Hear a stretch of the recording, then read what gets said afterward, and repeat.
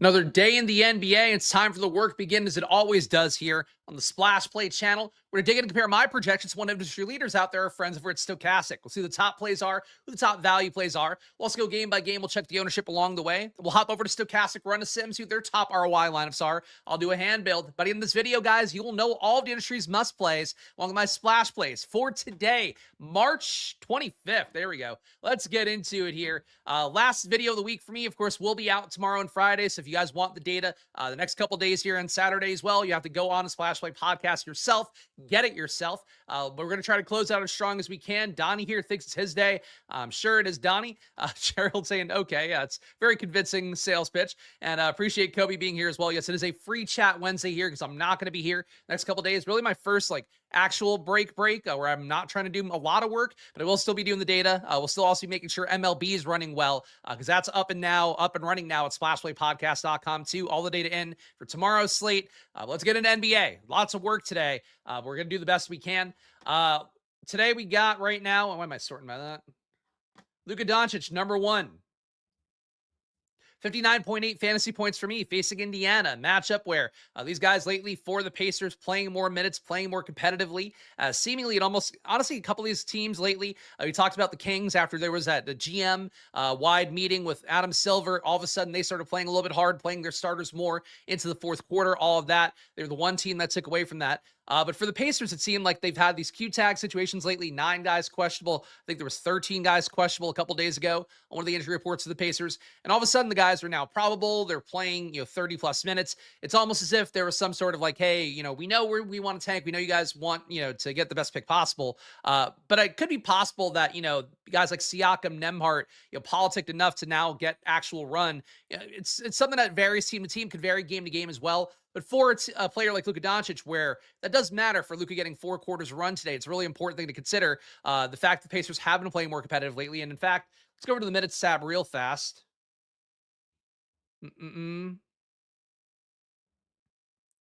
All right, so last game, you can see here, Nembhard got to 35, Siakam 34, Nesmith 35. Game before that, nobody above 30 besides Jarris Walker at 35, Siakam holding steady at 30. So basically, Siakam coming back in, it seems like a little bit of a, hey, we're not going to tank quite as hard situation, perhaps. So for Luka, that could mean you get a chance of him playing more minutes here, being more productive. And at 33% ownership, that does matter. Right now, the field is going to own him, like I mentioned, 33%. I'm going to give him 22% of my sims. But if the game is competitive, if we do have Siakam, Nembhard going, number 1, that could be a situation where it just means more Luka. Number 2, it could mean a thing where if you play Luka, you're one of these 33% of people, and you play a Siakam with me, you play a Nembhard with him, that's a way to cut the ownership product if you do get that game right of it being a competitive game where Luka's scoring well, the Pacers are competitive, pushing 4 quarters of run out of him. It's something to note right now. So I think Luka's pretty decently owned, but the fact that people maybe not in on the fact that the Pacers are playing full strength again for whatever reason, that could be a way to get yourself more unique in your Luka lineups tonight. Shout out for Stay Off My Grass here for joining. I'm sure youthful username like that. Lovely vibes here. Appreciate you joining as always. Appreciate the support as always when you guys do join the channel here, or of course when you join splashplaypodcast.com. So make sure to do one of those if you can. Number 2, we got Wembanyama, 5x value for me, a little bit more than Luka Doncic at a 4.9x. Projection-wise, though, slightly less at 56.5 fantasy points. Stokastic has Wemby at 58.7. You have no De'Aaron Fox today. That should be a little bit of rate uptick for Wemby. I'll spare us the journey to NBA Wowie for right now. But Wemby so far this year, without De'Aaron Fox, has played 1,200 possessions, has put up 1.7 fantasy points on 34% usage, 18% rebound rate, 15% assist rate as well. So he's been actually a much better player than he's been normally with De'Aaron Fox, that usage that he takes away being off the court. So Wemby, actually do think a more compelling play than usual today facing Memphis. Maybe you don't get that 4 quarters of run, but boy, he might put up a legit 2 fantasy points per minute for whatever amount of time that he plays today. Wemby, 21% owned by the field. I'm a little bit lower across my 100,000 contest sims that I'm running here at splashplaypodcast.com, getting him in 17% of my lineups. But Wemby, I do think, just talking about no De'Aaron Fox, matchup versus Memphis, I do think it's a spot where Wemby would be a player that you want to look at more so than usual, and the field's doing that at 21%. Josh Giddey coming up a decent amount for me here. Facing Philly today at 9,600. My projection much higher than Stokastic at 53.7. They're at 48.1. Big thing is that Giddey does take a pretty big rate increase when we are down to these skeleton groups for the Bulls with no Anthony Simon still, no Jaden Ivey still. You do have Colin Sexton in, but for the most part, you're missing all those key usage guys from the Bulls earlier this year. Like Vucevic, like Dosunmu, like Kobe White, etc. So for Josh Giddey, Fields at 14%, I'm getting 27. Philly, a team that should be getting Embiid back in today. Still no Maxey. Paul George back in as well for them. I think no matter what, Embiid is the Q tag one. For Giddey, though, 9,600 should be a game where the total is not going to spook you off too much of playing Chicago here. And I would say in the spot for Giddey, the production's been good. The minutes have been good as well in competitive games. We're talking about high 30s, 40-plus minutes in some situations over the last couple weeks. So for Giddey, and with the total being at 240.5 combined points today, I do think Giddey is a player that I'm happy to get above the field on right now, with the field being at 14%. SGA, we got 4% for the field. I'm getting 5. Nothing really noteworthy here. He is facing Boston, so it should be a game where we probably get 4 quarters run with SGA, but you will see some tough defense. Derek White's on-ball defense, one of the better ones in the league. That's not something I worry about too much. But for SGA, it is something that if you are tie-breaking, maybe you'll consider that a little bit more. But for SGA at a 10.5 salary, would say him hitting a ceiling here, a little more likely than usual because of getting the 4 quarters of run. That said, counting for the downgraded matchup for Boston, counting for the fact as well that Jalen Williams being back in, not a great thing for the usage for SGA. Would say that for him, he's low owned at 4%. Like, I don't mind that part. But to me, the top 3, Luka, Wemby, Giddey, they all look better than SGA. The field feels the same way. So certainly getting more unique by playing SGA, but projection-wise, it's not there for me. And I think the biggest thing he has going is that 10.5 salary does feel pretty low, given what should be, a finals preview kind of matchup going against Boston. Jalen Johnson, 4% owned by the field right now. I'm getting 4. Again, this assumes that Jalen Johnson were to play today. I believe he is still a Q tag as of right now. Let me load the most recent NBA injury report just to make sure. It's still a Q tag, or for left shoulder inflammation is what they're alleging. But for Jalen Johnson facing Detroit, not a great matchup on paper. It is still a good defense there. But I would say for Jalen Johnson, these kind of matchups versus Houston, another one where we've talked about maybe being a decent play or decent situation to go to Jalen Johnson because nobody wants to be there. But I would say that for how it looks for Jalen Johnson, he's low owned. He only projects a 4.4x value. The 10.7 salary just doesn't feel all the way there, especially, last game with Jalen Johnson out. Kuminga is finally looking a little bit back to form after he was injured as well. So I would say for Atlanta right now, you do have McCollum gunning lately, Alexander Walker gunning lately. Obviously, that's going to happen when Jalen Johnson is out. I just think it's not the best situation between matchup, between team total, and between just who's available for Atlanta today if Jalen Johnson does go. If he's out, then Kuminga back and play again. Still probably won't start, but can play a good amount off the bench. Alexander Walker, McCollum, think you're willing to go to their price tags then. But if Jalen Johnson plays at 10.7, it's not that great of a play compared to what he's normally been.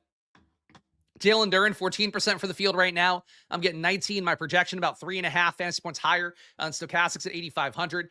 For Jalen Duren, the big thing is what we've seen before. For Cade Cunningham, Jaden Ivey no longer on the team. Those guys being off the court. You see Jalen Duren putting up 1.5, 1.6 fantasy points a minute overall in court time without those guys. Facing Atlanta, a matchup we're not too afraid of either. But I would say for Jalen Duren, he hasn't hit that ceiling in a big way lately. Still think the ceiling is there at 8,500.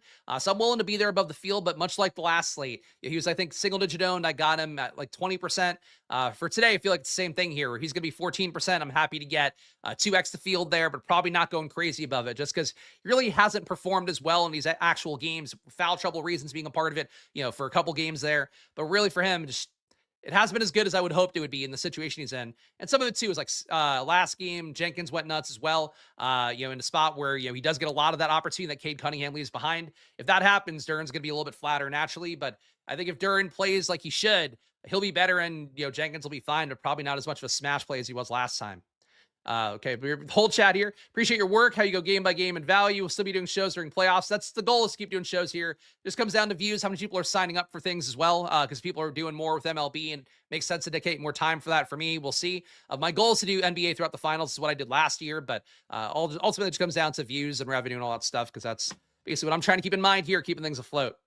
Last top projected play here before we go to our top values in a moment. We got Donovan Mitchell right now, 46.9. Fantasy Sports Me, 47.3 for Stokastic. Ownership's at 16% right now. I'm getting 19%. Donovan Mitchell's been popped up a little bit more lately. No Jalen Tyson helps his rates out more than it does James Harden. But same situation as last time that we talked about, and it did hit, time before that. If Harden's going to play well, it's likely going to mean he hits the ceiling through more assists. That means probably Sam Merrill scoring more. It can mean Mobley scoring more. If Mitchell hits in this spot, pace up situation versus Miami, he's probably taking a lot of possessions himself, finishing, I would say, at the rim a little bit more and a kind of speed up situation for him. But really the big thing for me is, like, if you're playing Mitchell, I'm not playing him with Harden at this point. I just don't think they're hitting that ceiling together super often. I think that when they do hit, it's kind of different game scripts where, not to make a football thing, but like, it's kind of like if Harden's hitting, it's more of a passing situation. Guys who are fringe players are, getting more shots off of his creation. If Mitchell hits, it's because he's hogging the ball and getting a lot of shots up, and that'd be my guess in most of these spots for Cleveland. Going to sort by value here, guys. Actually, real fast. FanDuel top guys look very similar. Luka, Wemby, Giddey, SGA, Jalen Johnson, Duran Mitchell. Actually, the exact same order on FanDuel, so you are not missing much over there, though. Obviously, you do cover DraftKings and FanDuel now at splashlightpodcast.com. We're going to sort by value, guys, but before I do that, one quick ask. Please make sure to hit that like button and subscribe. And again, no matter what's going on, guys, been sick this week, but I've still shown up and do the work as best I can Monday to Friday at 2 p.m. Next week, we'll be launching the MLB streams as well at 12 p.m. every day. With NBA still being at 2 p.m., it's going to be a lot of work. It means now more than ever, your guys' support goes a long way to just keep me sane, along with keeping things growing here on the channel. So please hit the like button, please subscribe, and let's keep fighting the good fight, even though these NBA DFS tournaments really on DraftKings, they are shrinking this shit. It's so bad. Remember on Wednesday, we used to get the like 100K $5 tournament. Now it's the $50K, $18 an entry. It's brutal. But MLB should have some nice tournaments to open up the season there. So stay tuned for that stuff here on the channel, as well as at splashplaypodcast.com. Of course, if you want to build better DFS lineups, a great way to do that is with Stokastic data. Of course, you can pair my projections with Stokastic. I do make it a thing. You can export my projections easily through splashplaypodcast.com onto Stokastic. But also, if you just use their data, you'll do well for yourself. This year, the amount of top 10 finishers, top 5 finishers Stokastic has had, obviously tournament winners as well across the NBA. I'm sure it's going to be even better for MLB, given how historically their team has done as well with the data over there. So check it out for yourself at Stokastic. 15% off any package with the promo code SPLASH, and that's weekly, monthly, even yearly. Any sport, even the all-sport stuff, it's 15% off with that promo code SPLASH. And last but not least, join the channel here. Appreciate when you guys do join, of course, to be part of the live chats. Monday to Thursday, it is usually members only. But really, you get access to my site, splashlightpodcast.com, through YouTube, and that's the big thing. Big thing to keep in mind, though, is if you want to go through YouTube, more power to you. Pay the iOS and YouTube big you can. It is much cheaper, though, to go through splashplaypodcast.com. On there, it's $20 a month for my Squirt Squad tier, $40 a month for the VIP tier, and you get stuff across the NBA, NFL, and MLB in one package. So my Best Ball Champion tool for best ball drafts in NFL, that's available right now for both tiers. NBA, all stuff I show you guys here, available for you as well. MLB is now launched too. You can check it out, a little preview on there. And actually, I'll show you guys it at the end of the video too. MLB is not perfect yet, but everything does work as it needs if you guys want to use my data tomorrow on the slates. So check it out for yourself at splashplaypodcast.com. Support what I'm doing, and I'll keep adding more and keep trying to build more out, because really it's been fun doing this process, but your guys' support signing up over there goes a long way, especially when you guys don't give me a card that's declining, because that's it's really been an anathema to my existence lately, as you guys who have declining cards. I get it happens and all that, but my God, guys, please get clean cards for splashlightpodcast.com only. Won first place on Denver versus Philadelphia last night. I'm glad to hear that. Can't wait for MLB, my most profitable DK sport, which Jalen's going to go off today. I mean, there's always lots of Jalen's. We'll see. All right, your top value plays right now on DraftKings data. Kennedy Chandler. So Kennedy Chandler's been really good so far. Playing, high 20s minutes last game, low 30s minutes the game before that. We're hoping we get in Stokastic data right now 33.4 minutes. I think feels a little bit aggressive. I would guess closer to 27 to 29 minutes is about what we're looking for him. But that said, for Kennedy Chandler here, facing Washington, a good matchup for a guy that does contribute with some rebounds, some assists. So far this year, Kennedy Chandler, in limited sample size of playing time, he's put up 1.03 fantasy sports minute, 27% assist rate. Would be the best on the team right now because Collier's out, Keontae George's out, even Filipowski, a guy who can create a little bit as a big man, he's out. And Chandler last game had 9 assists. So Kennedy Chandler, he's your thumbnail guy. He's got real, I feel bad for this photo too. He's got real wonky eyes in this photo. I don't know if it shows as much when you see it small style, but boy, when I was editing, I'm like, I feel bad. It's the only picture they had on NBA.com of him. But for Kennedy Chandler here, he's been producing well. He's facing Washington. So it's a real win-win situation. The fact too, that They are facing Washington, probably means you get the extended run for guys like Chandler, Bez and Bang, the shitty tier of Jazz players, or the perceived shitty tier of Jazz players. So I am Team Kennedy Chandler today, getting him right now 84% of my 100K contest sims. Fields at 82%, but practically to me, if you told me 100% Kennedy Chandler, I'm willing to go with that. My projection is so much higher than Stokastics. And this is with me now, putting in controls in my data where I am knocking down guys a little bit for small sample size stuff. Chandler's been such a good producer, and they have so few guys left. And the total for the Jazz, too, is 121.5 implied points. So that has to go somewhere. And my guess in the data is that it goes to Kennedy Chandler. So right now, for me, he looks like a borderline lock button play. Practically, I'm going to be on the road. We're going to be literally driving while I'm updating stuff tonight. So I'm going to be probably just 100%ing, Kennedy Chandler and going with whatever it comes with. But I think Kennedy Chandler's been good so far. And with the Jazz being down, like pretty much down to 9 bodies, it's a spot where I think you just play him. We got Oscar Tshiebwe here right now at number 2, 68% owned by the field. I'm getting 60 across my 100,000 contest sims.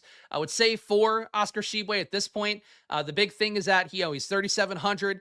He has been a guy that's been a better producer previously. This year for the Jazz, not been quite as good at only 0.99 fantasy points a minute, but counting for the matchup with the Wizards today, I'd have him at 1.1. Again, kind of the same thing here. We always talk about the sim rates here and how, when people ask me either ors, like, especially when you're signing up for my data, just look at the sim rates, and that's what my either or would be. Whoever has the higher sim win rate or projection too, if you want, but really the sim stuff's the most important thing. Those are the guys you go with.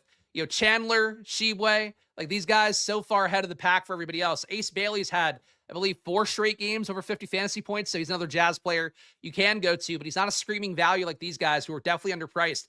For the matchup and for the situation they're in, which the Jazz were playing, not a lot of bodies. So Tshiebwe right now, to me, another priority play, even though I am getting him technically less in my winning lineups at 60%. The field 68. Just relative to what the rates are for other guys. Like Tshiebwe and Chandler, 2 very easy guys to put in that will allow you to afford the hopefully spiking players around them. Thomas Bryant, talked about him last slate, 3K minimum salary. He had another decent day in that one. Forget what the output was for him. He was over 20 fantasy points, I'm pretty sure. He only played 13 minutes, which was my concern, but he did put up 21.5 fantasy points. So he's been playing really well, filling in for that backup center role with Jared Allen out. Obviously, Mobley playing your primary center. Getting another guy and Jalen Tyson out does help the opportunity for really the overall team, but especially guys like Thomas Bryant, maybe getting a few more possessions just from the trickle-down effect of not having Tyson out there. But Thomas Bryant fields at 3%. I'm getting 14, 3,300. He's cheap. He's definitely a live pivot as well to Oscar Tshiebwe. So for Thomas Bryant, would say that he's, in my opinion, a less good player than Tshiebwe, who should be playing, starter level run.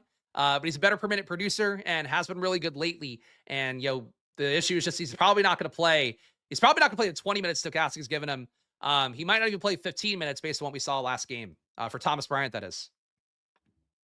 Dylan Harper, we got right after him, 29% owned by the field. I've got him at 30%. For Harper at 4,800, facing Memphis, no De'Aaron Fox. Good chance that he might start today alongside Stephon Castle. For Harper, and actually, let's pull up the NBA Wowie real fast here, because I am curious. I don't remember Harper's numbers offhand, and might as well use a different visual aid for a moment. But let's take off De'Aaron Fox. Harper's, I think, got the biggest sample size of the Spurs of court time this year without Fox. All right. What is it doing?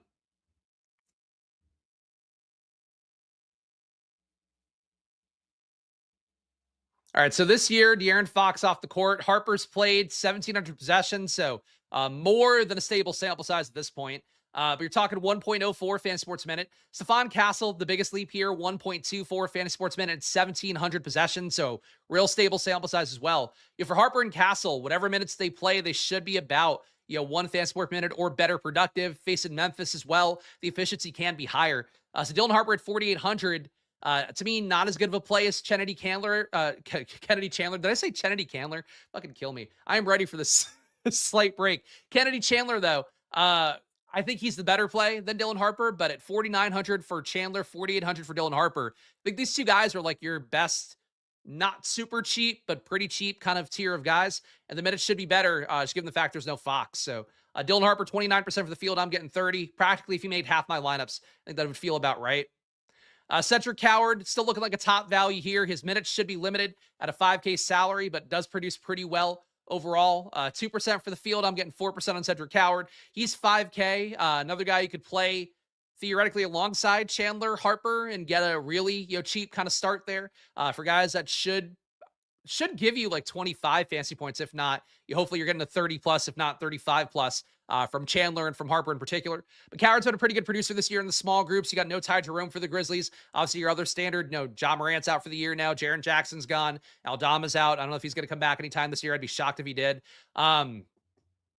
Scottie Pippen, same thing. So Coward has a lot of opportunity. I still think the minutes being low, I wouldn't go nuts on him. So the field's not going nuts at 2%. I'm getting 4, but he does technically seem like a top value as a 6.1x value kind of guy. Jackson Hayes popping the data a little bit here.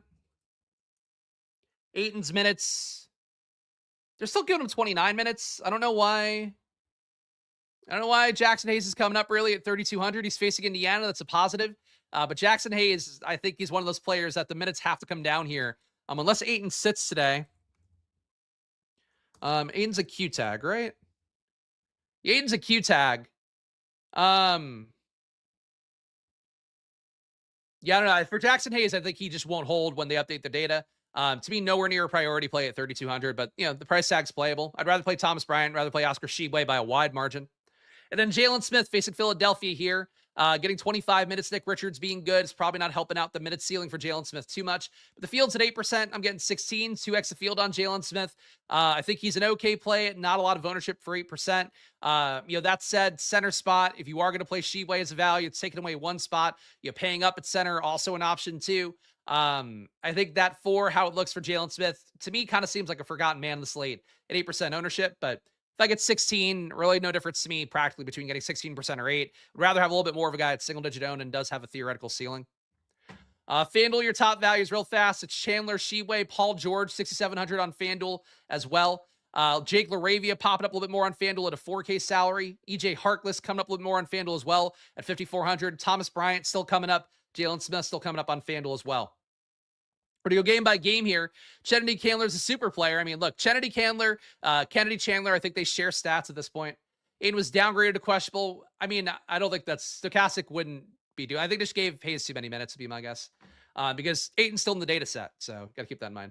We're going to go game by game here, guys. Before we do that, one more ask. Please make sure to hit that like button and subscribe. It goes a long way for me here. I'm just one guy showing you my gambling every single day across the NBA, soon across the MLB as well. It's live on the site now. My videos for MLB will be starting probably Tuesday, but chance it's Monday as well. Depends when we come back on Monday. But stay tuned on the channel here. Hit the like button, subscribe, and you'll know whenever I go live here for the NBA and again soon for the MLB. Stokastic, 15% off all their data, all their tools. Promo code SPLASH. Big way I'm able to do what I do is you guys checking out their product. And really for you guys out there, if you've been struggling with DFS this year, really important to use the data and tools of Stokastic.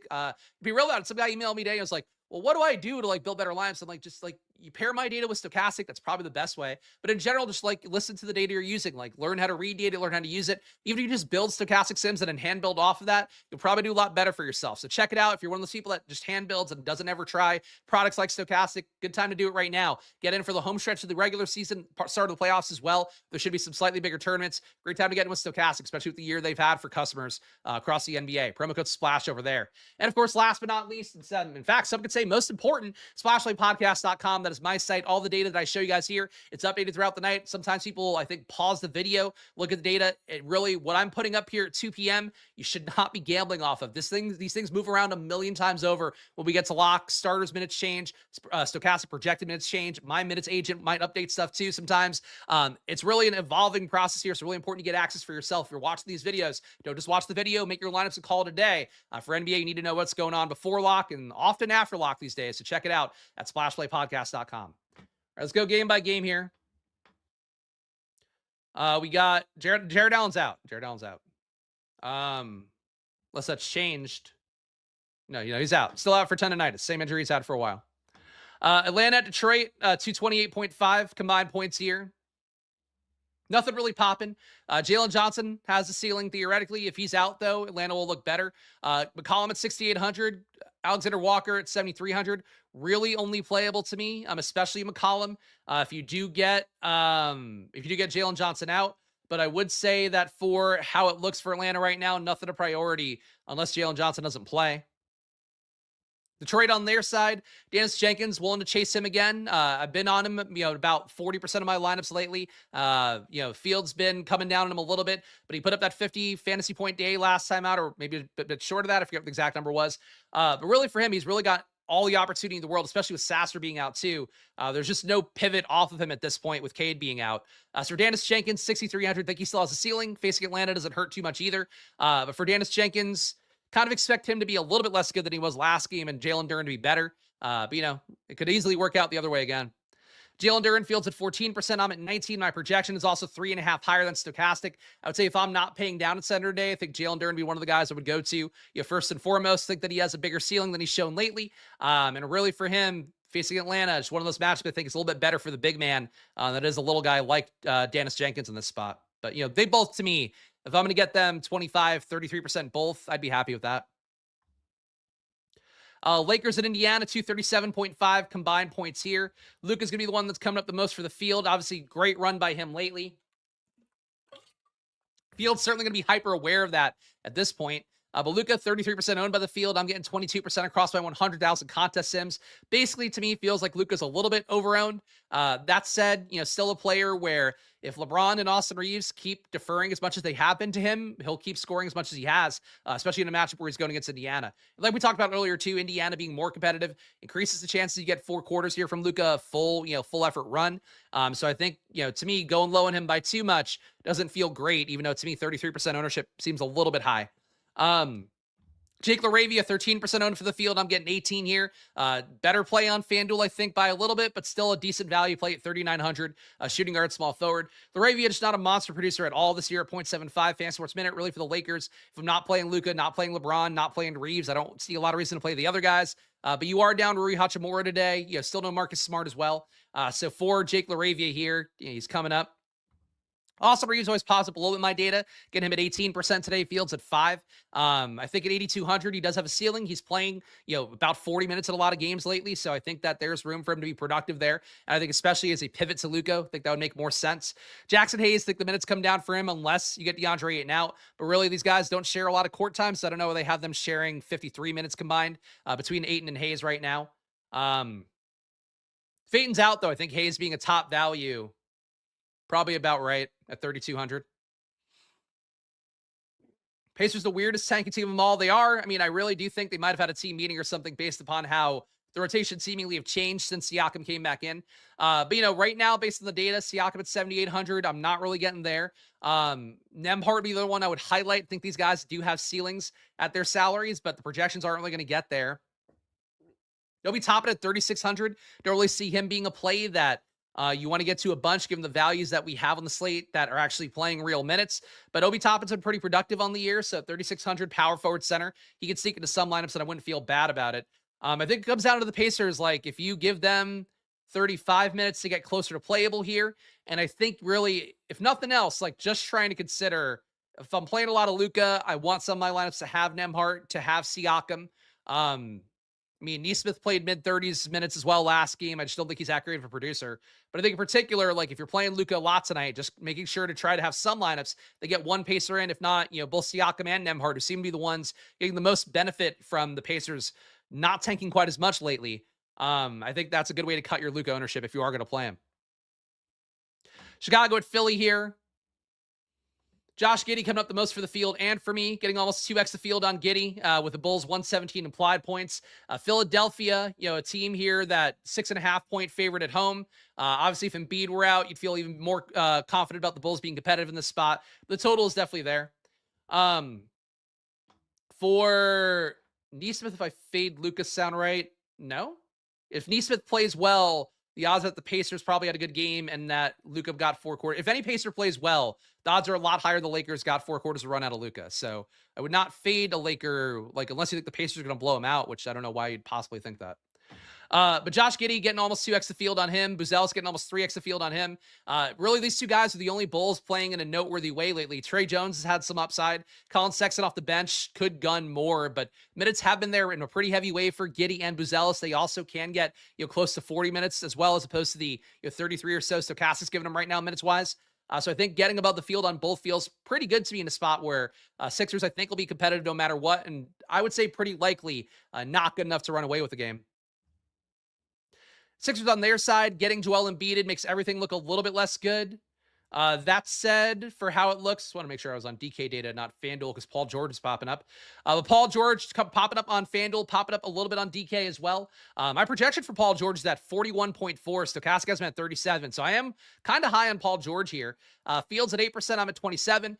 Paul George coming off the big suspension here. He talked about, basically, it seems like he did ketamine. He won't admit to what he did to, but he said he was depressed from recovering from a knee injury and then did a drug that is whatever got him on the ban list. So he's probably doing ketamine. Really no reason to think he wouldn't be fully competitive now in terms of conditioning. Obviously, game conditioning is different than practice conditioning, but he should be the healthiest he's been. If Embiid were out, I'd feel even better about it. But I would think right away at 7,500, he's a better play than Quentin Grimes at 8K. Would think that he's a pretty comparable play to VJ Edgecombe, who will be probably play more minutes, but I would say get less usage up. Really try to gun less than Paul George will in his amount of time. But George takes rate upticks that are pretty meaningful with Maxey off the court. I think it would get a lot better from if Embiid were out. And at that point, I think Embiid, to me, like Paul George rather looks under-owned now. If Embiid's out, I think Paul George is really under-owned if he holds at 8% ownership. OKC at Boston, good real life game, tough DFS game here. SGA, 5% ownership across my sim, 100,000 contest sims. Fields at 4%. Think there's a ceiling for him, but at 10.5. It's a nice price tag. It just does feel like a tough defensive matchup, and I don't like that Jalen Williams is back in.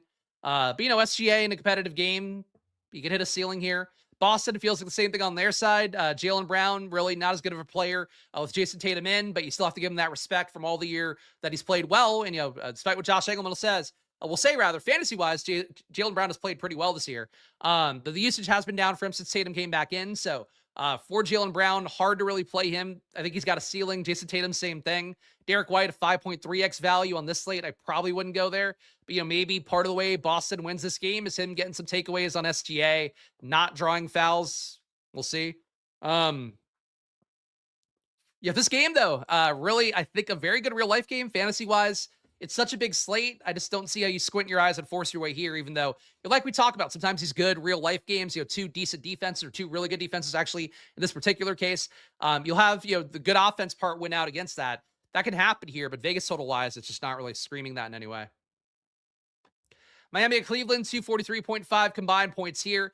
Heat back to full strength with Wiggins, Powell back in, Hawkins back in. Don't really see a lot of reason to go here. Bam Adebayo playing well lately, but when you have this many bodies taking usage away, I really don't want to get there.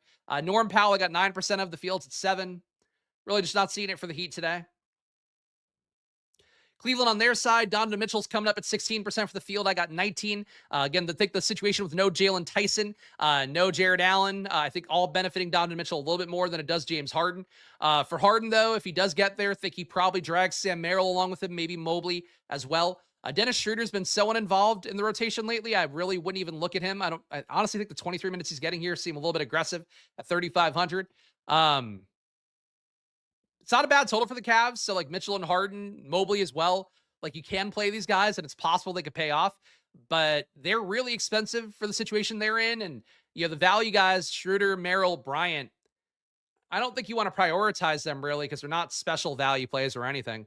But Thomas Bryant, again, been really productive lately. The 20 minutes Stokastic's given him, though, is way too much given the fact he played 13 last game. Spurs at Memphis. Again, Spurs with their 124.5 implied points here.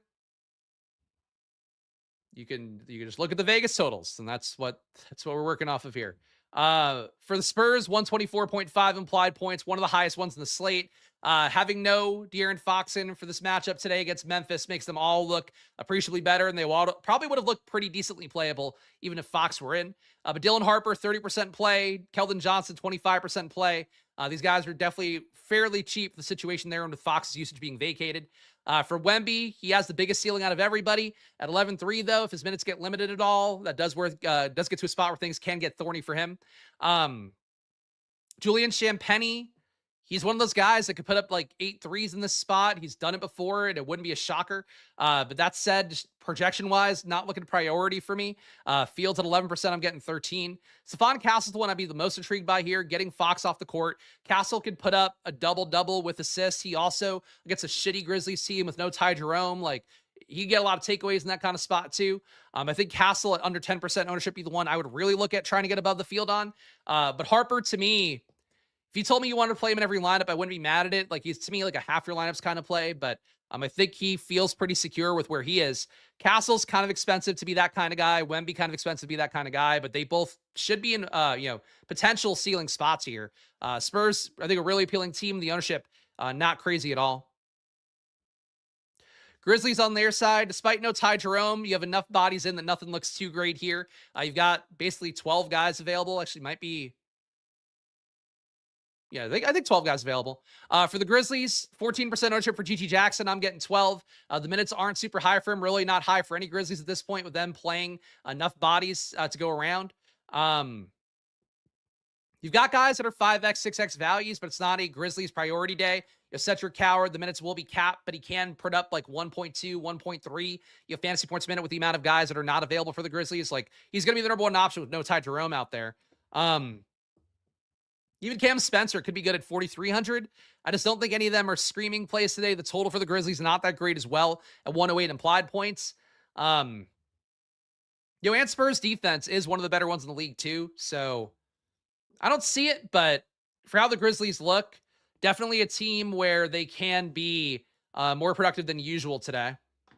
Thought Coward was out. No, in fact, he's not on the injury report at all. So that's important to look at the injury report before we say stuff. We got Wizards at Jazz, 117 implied points here. So many chats. I appreciate you signing up today. Stay off my grass, but my God, it's free chat Friday, guys. If anybody wants to stay off my grass entirely from dominating the chat screen, please feel free. I appreciate you signing up, but man, killing me today. Wizards with their 117 implied points. Looking pretty good in this spot. Bub Carrington getting some real minutes in the data right now, 33 minutes. He can be productive given the fact we have no Alex Sarr, no Keyshawn George. Obviously, McCollum and Middleton long gone off the team. Wizards in the spot, though, would think that for how it looks today, I gotta take a lap for a minute, man. Stop posting more chats. It's me and one guy in chat. It's 220 you watching. Please break it up a little. The Wizards, though, nothing standing out too much here. I think Bub Carrington has a ceiling. I think Sharif Cooper technically has a ceiling at 4,200. Bilal Coulibaly has been okay in some spots lately at 5,100. I just don't want to pay that price tag to find out. But I would say that for the Wizards at this point, I think that I got to give you a lap, man. It's just I don't need to see one name over and over again. I appreciate you signing up, but just take a break for a minute. Wizards, I think, not a priority here at all. Think that it's a spot where there can be a ceiling player, but at their price tags, like, do you want to pay a Keyshawn George almost price tag for Bub Carrington, Will Riley for Coulibaly? No. So I think getting there, not that much. Thank you, Kobe. I appreciate it. It's like, I love the guys signing up. Very happy people sign up. Oh my God, that was like 150 chats in a row. Can we please? It's Utah versus Washington, the value game. The Jazz side is, the Washington side, not so much. Vucevic out. Okay. Doesn't really matter that much, but sure. He's in the data right now from Stokastic. He was a Q tag in the most recent injury report, so I'm not sure if that's changed or not, but it may have changed throughout the course of the show. I'm not going to double check right now. On the Utah side, we got Kennedy Chandler, or Kennedy Candler, as his friends call him. 82% owned by the field. I'm getting 84% for myself right now. Again, he's been a really good per minute producer in his limited time so far, the Jazz. The big thing, though, is that the Jazz total is so high at 121.5 implied points. The fact that Chandler's been creating assists, taking a decent amount of usage well at 18%, think he will be one of those guys that benefits from that total being so high, where he should be able to get more shots up, should be able as well to get more assists for himself in this spot. Oscar Tshiebwe, the field's 68%. I'm getting 60. Another guy here that looks pretty good because he's so cheap, and the fact he's facing Washington. No Sarr definitely helps him out as well. He'll face some Anthony Gill. He'll face some whatever else left in center, Julian Reese. For Tshiebwe, that's a good spot for him, a guy that can be a tenacious rebounder, if nothing else. Ace Bailey, 4 games over 50 fantasy points in a row at 7,300. It feels unsustainable, just given how Ace Bailey is as a player. But he's playing a ton of minutes, getting a ton of usage, can also grab some more rebounds, more assists, and all that. For Ace Bailey here, Fields at 47%. I'm getting 45. Really don't think you want to fade him at this point with him putting up legit 50 and 60 left and right lately. He is an awful player. But the situation for him to pad stats right now is better than probably any other young player in the league currently. EJ Harkless right behind him, 31% for the field. I'm getting 23. Harkless, I think a better play on FanDuel right now in my data. But still, if Kennedy Chandler were to fail, it could be Harkless creating more assists today. He just has been terrible in every category since he's played this year, whereas Kennedy Chandler's actually been pretty good in a small sample size. So, for the big thing is like if Chandler fails, it probably just means that guys who look terrible, like Harkless, like Mbang, like those guys producing a little bit closer to league average is sort of the way that Kennedy Chandler just produces under average compared to what he's been doing so far. John Conchar doesn't do a lot of anything, can get there with steals and blocks and I guess occasional rebounds and assists. The usage is so bad for him. He and Mbang, both guys under 9% usage, just like embarrassing for an NBA player to not shoot that much. But the amount of minutes both can play is pretty high because the Jazz were limited today. And this is including, Blake Hinson getting minutes, Kevin Love getting minutes. Love might not be in the rotation today, even with them being limited. Hinson, if he's not in the G League, he probably will play minutes. So, but that can make it a little bit different if Love gets 0 as opposed to 12. But the Jazz at this point, basically an 8-man rotation, even though it is a 9-man technically. You should get a lot of Jazz players, given the fact they're facing Washington, have a great total, and really none of the players that actually produce are available at this point for the Jazz. Is Bluey coming off the shelf? No, Bluey, that's Bluey's dad, but no, he always stays here. Bluey's not a character. That's mine. It's my bandit, not Lucas. Julian restart. Maybe. Yeah, Vucevic did get ruled out. Actually, I can just confirm that real fast. Because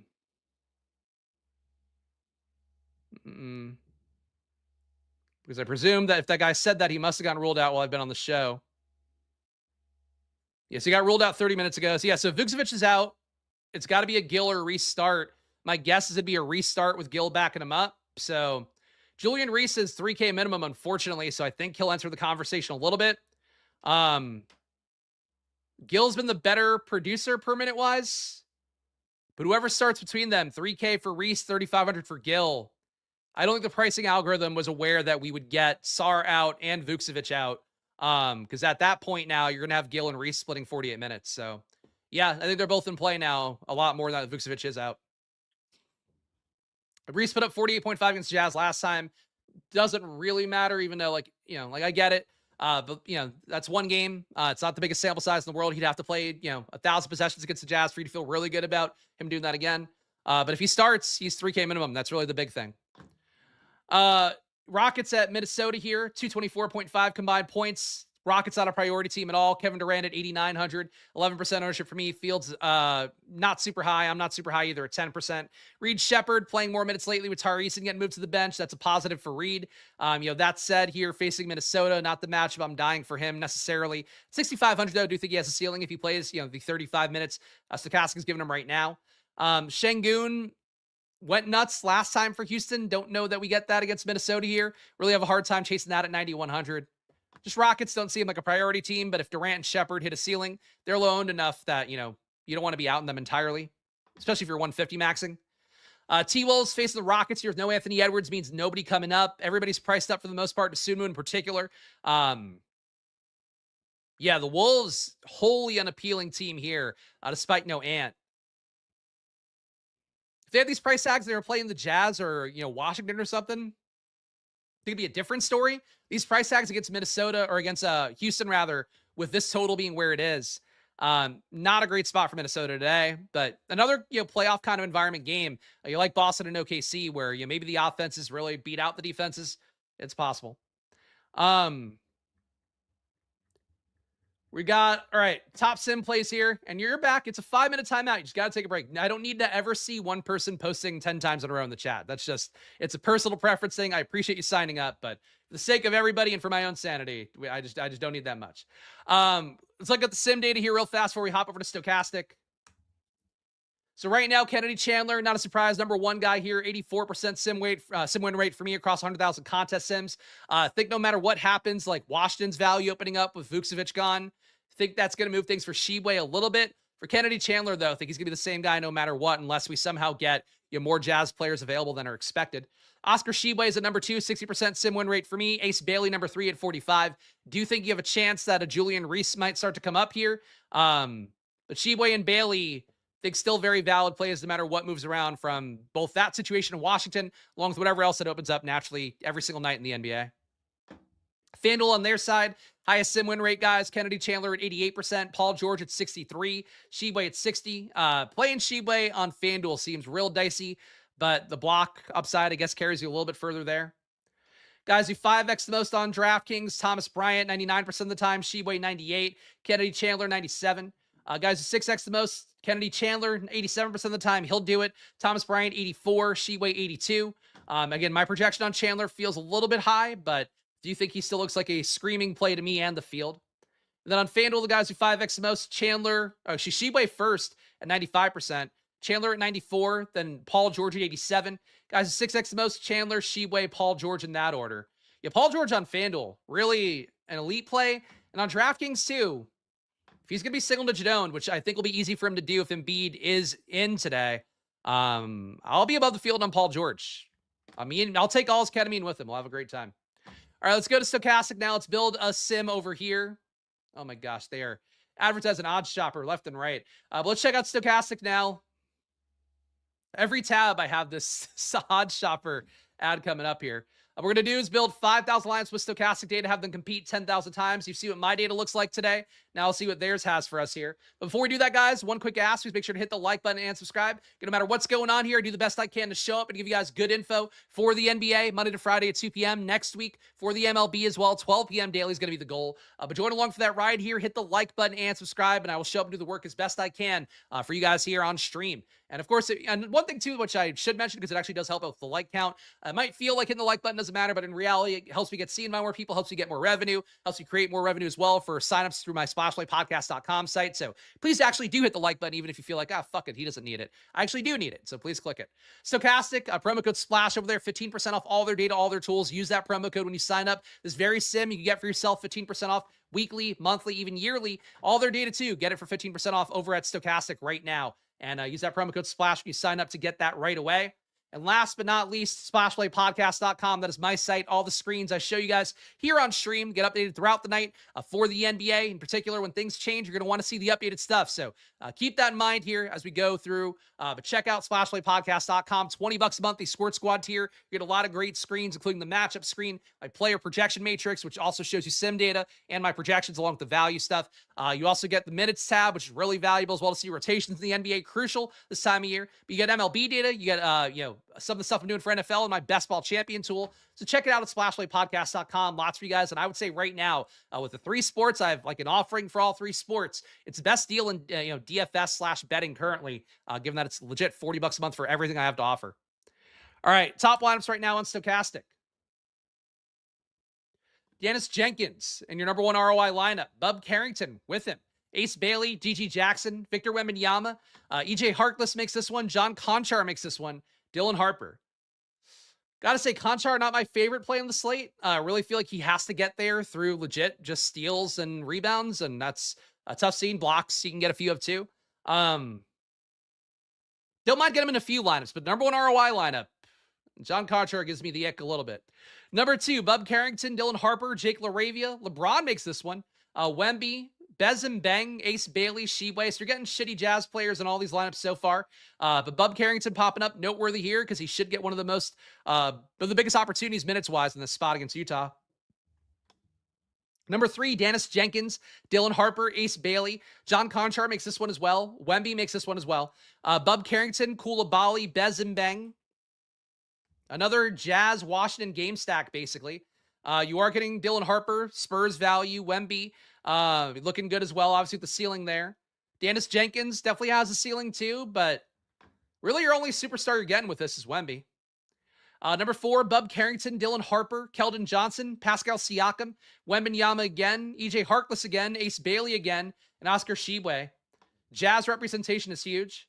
Conchar had 5 steals last game against, again, Conchar can get steals, but you can't project 5 steals. Like, that's not ever going to happen. So important to keep that in mind. whether he gets there again or not. Like the Jazz are a team that can benefit from, turnover prone, high usage guards and all that. But like, you know, team players don't get 5 steals, gets team super often, whether it happens today or not. I just wouldn't ever build that into my process. Number 5, Dennis Jenkins, Bub Carrington, Bilal Coulibaly, Ace Bailey again, Wemby again.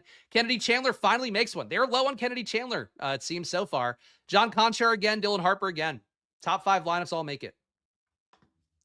All right, highest ROIs, and this is across the entire set of lineups. Thomas Bryant, number 1, so he wasn't in any of those top lineups, but overall he does have a positive ROI. My guess is that he wins occasionally and probably loses you a lot of money pretty often when he does play, 12 minutes and just is not that productive. Bub Carrington at number 2, 4% ROI. Wemby at number 3. John Conchar number 4. Jake LaRavia number 5, just ahead of Dylan Harper and Sharif Cooper. Your highest exposure, guys, Ace Bailey is number 1, 71% exposure. Fields at 51. Man, I got to tell you, there's not a time I would have thought I'd be paying $7,300 for Ace Bailey as mega chalk, but again, 4 straight games over 50 fantasy points, one of which was over 60. The minutes are there for him, and he's facing Washington, so it's hard to critique Ace Bailey, but God, it's a lot of Ace Bailey. Dylan Harper, Fields at 31%. They're giving you 63. 3x the field, basically on, no, not 3x field, sorry. 2x the field on Dylan Harper. Would say that for that number on him. I said 50% felt about right. Hard to critique 66. Don't think he's an every lineup play or anything, but 4,800. They seem to like him more than Kennedy Chandler. Victor Wembanyama right behind him, 56% exposure. Fields at 20. A massive stand for a pay-up option here. Yesterday, Stokastic very high on Jokic. I ended up with 66% Jokic. Still, you wanted him in every lineup. Still think generally, though, when the field's going to get to a pay-up option a little bit too much, probably makes a little more sense to come in more conservatively. But if the field's going to be at 20% on Wemby, if he's a 50% play, I don't think that's a crazy thing. Stokastic loving Wemby today. And it does feel like the kind of spot, really. Like, I don't think he's got quadruple-double upside because he just doesn't create enough assists. But if you got a triple-double with blocks today, given that he's facing Memphis, and it's like one of the shittier versions of Memphis, I don't think it's the craziest bet in the world on Wemby today. So half your lineups today with Wemby, probably about right. Harkless, 32% for the field. They're giving you 51. Not a big EJ Harkless fan, but if you don't like Kennedy Chandler, I suppose you should like EJ Harkless a little bit more. Then Oscar Tshiebwe, 72% for the field. They're giving you 48. They're coming a little bit low on Oscar Tshiebwe, but still he's making half your lineups. Do you think, have they updated for Reese? Okay, so they seemingly have updated for Reese and Gill getting more minutes, but they still don't think those guys are good plays. So Tshiebwe over-owned in Stokastic data at 72%, but they still want you to get him in half your lineups. Weird. All right. What if they're going to bump those recent Gill minutes up? Because I don't know why they wouldn't. Do I think Jarris Walker's a decent pivot off the ownership for a small forward? I mean, he's playing 35 plus minutes. This projection doesn't look that good because Siakam and Nembhard are now like fully back in. So I don't see him as a good play today, but he's playing real minutes, and that that gives you a ceiling theoretically. Your highest leverage plays in Stokastic's top 150 lineups are giving you Wemby 36% more in the field. Not a surprise with what we saw. Dylan Harper 32% more in the field. Bub Carrington, you're getting 21% more in the field. They want you to get him in a third of your top 150 lineups. In the field's at 11. Ace Bailey, you're getting 20% more in the field. Again, he makes 71% of Stokastic's top 150. It is a big stand, but it does feel like the projection on Ace Bailey in my data and theirs like a little bit light for what he's been these last few games. EJ Harkless, 19% more in the field, just ahead of John Conchar, who they wanted to get at 18% more in the field. Your biggest fades in Stokastic's top 150 lineups here. Kennedy Chandler. They hate Kennedy Chandler. Negative 36% leverage. My data loves Kennedy Chandler, so this is one I'm going to be disagreeing with them on today. Certainly, I do agree with the concept that Kennedy Chandler has outproduced what he should be as a player.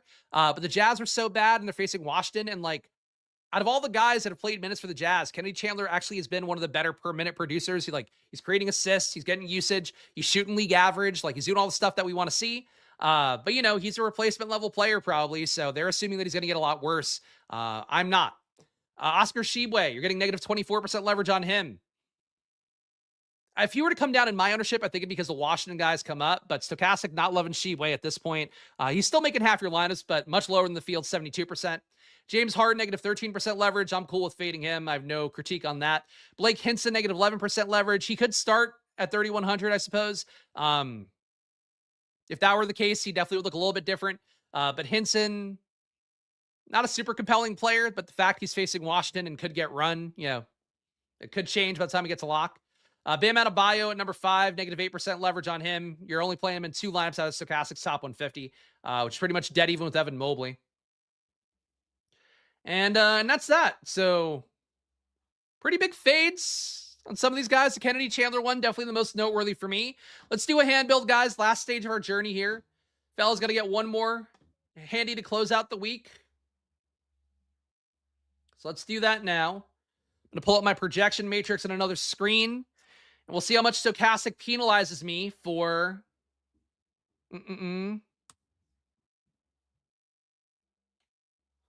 All right. Nobody's upset. The big thing, and I'll say this one last time, and I'll give you another break too.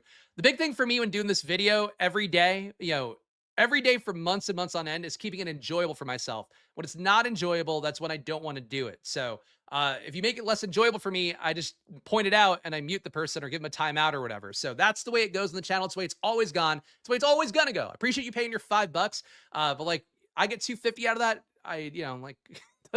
If you're annoying me too much, it's not worth the $250. That's going to make the video worse for everybody else. But clearly it's chafing your ass. Feel free to unsubscribe. I don't care. Let's go to point guard. I appreciate all you guys who sign up, but some people think that paying me $2.50 gives you all the right in the world to be annoying. And I don't actually agree with that sentiment. If you're paying $40 a month on the site, then you get a little more carte blanche to be annoying. All right. Sim numbers here. For me, Kennedy Chandler be the number 1 guy.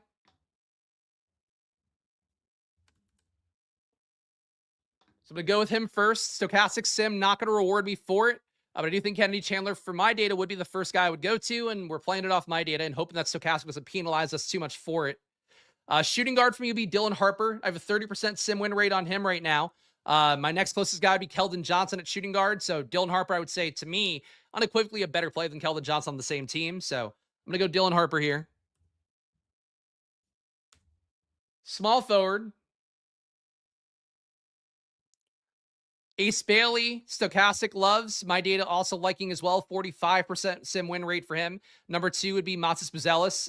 So I am going to go Ace Bailey at small forward. Power forward would be Ace Bailey for me again. If not him, Buzelis. If not him, Paul George. But Buzelis I do have at about a 10% higher win rate than Paul George. So I'm going to put in Buzelis first. Center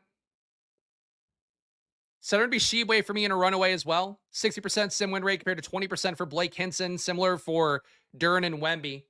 So I'm going to go with Shibwe first. 7,400 left for these last few spots. Obviously, knowing what Stokastic was giving us before, they probably want me to put Wemby in. I would have Duren being a little bit higher here, but I think I'm going to get penalized too much in the sim if I put him in. But I'm going to go Duren first. I'm going to go Buzelis at the forward spot.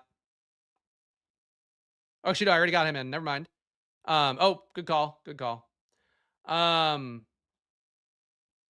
is in at the power forward spot. Another forward for me then would be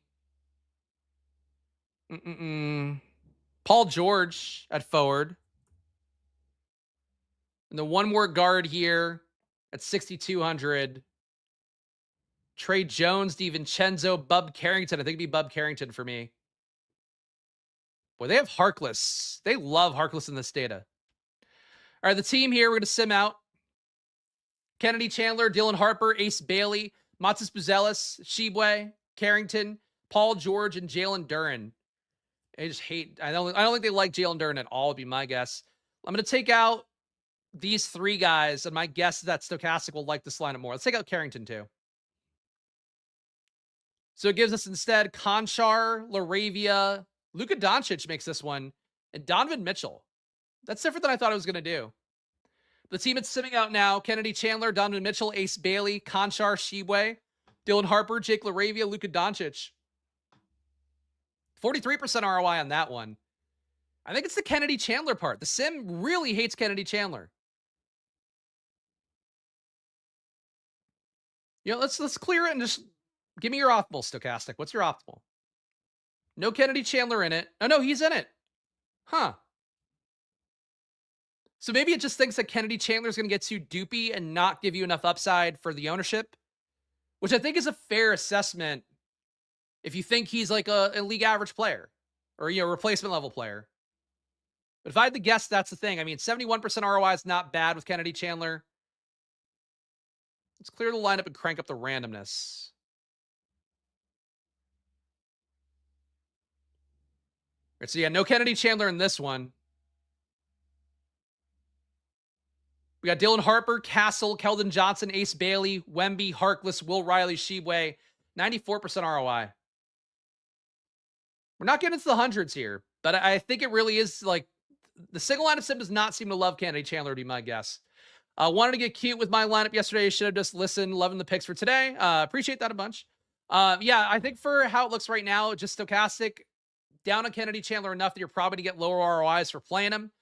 I still believe in him today, but that's going to be your personal choice, guys. You guys know how it goes. It's all gambling ever is.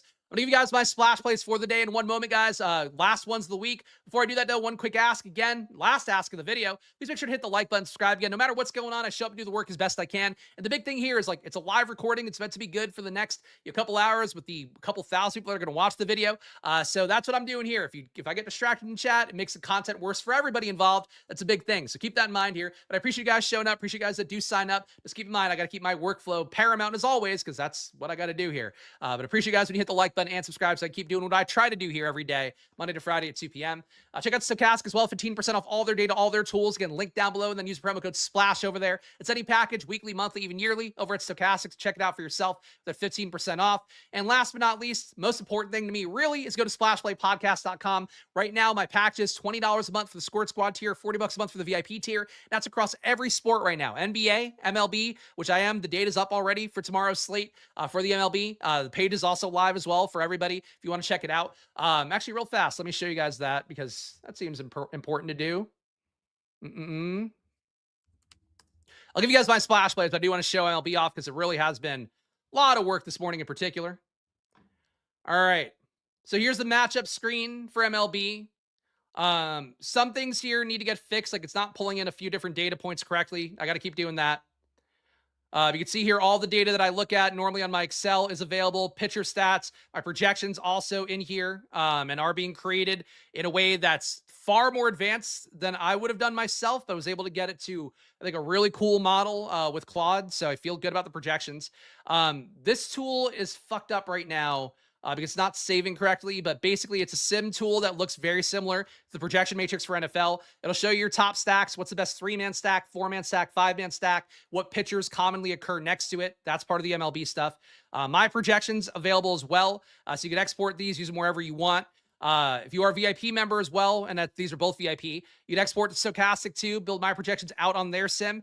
They're going to be pretty close to market, but different enough that'll give you some unique stuff when you are trying to sim stuff out. My home run probability, this is actually Squirt Squad tier. This one's really cool. So this is built off the home run model, which is close to something I used to use before, but I made Claude improve it in Excel. And basically you can see here the home run per plate appearance probability, how likely they are basically to be 10.3%, but it's saying how many home runs you'd hit per plate appearance, and then how likely you are to hit one in a game. And it also gives a confidence level, which is based upon the sample size. So if you have a guy like Sal Stewart, who didn't play a bunch last year, but showed a ton of pop, they'll give you a 1-star confidence rating. They'll still take the stats, something at face value while trying to kind of downgrade them. But this is a really cool tool, I think, for you guys that are going to bet home run props in particular. At some point, I'm going to sync it in with my props tool on the site as well. This is all available for you guys now at MLB. You can also check out stats for free if you want to on there, but check it out. It's all been built out. I'm going to really be working hard in particular on Monday when I get back from vacation, making sure it does everything what it's supposed to do. But check it out for yourself. And I appreciate that a bunch, guys, when you guys check it out. So do that right now. And again, you got to stop being so butthurt, man. I'm going to ban you for real in about a moment. Anyway, I appreciate you guys as always. Splash plays of the day. That guy, some people are just not my people. That guy is not my people. The guy in chat can see. You guys are watching live after the fact. Like, why is he so distracted? Fuck, that guy posted 50 chats today and he can't get over the fact he got muted. I'd take your 250 and go away.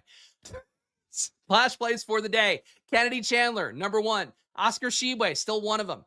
Dylan Harper, one of them. Ace Bailey, unfortunately, one of them.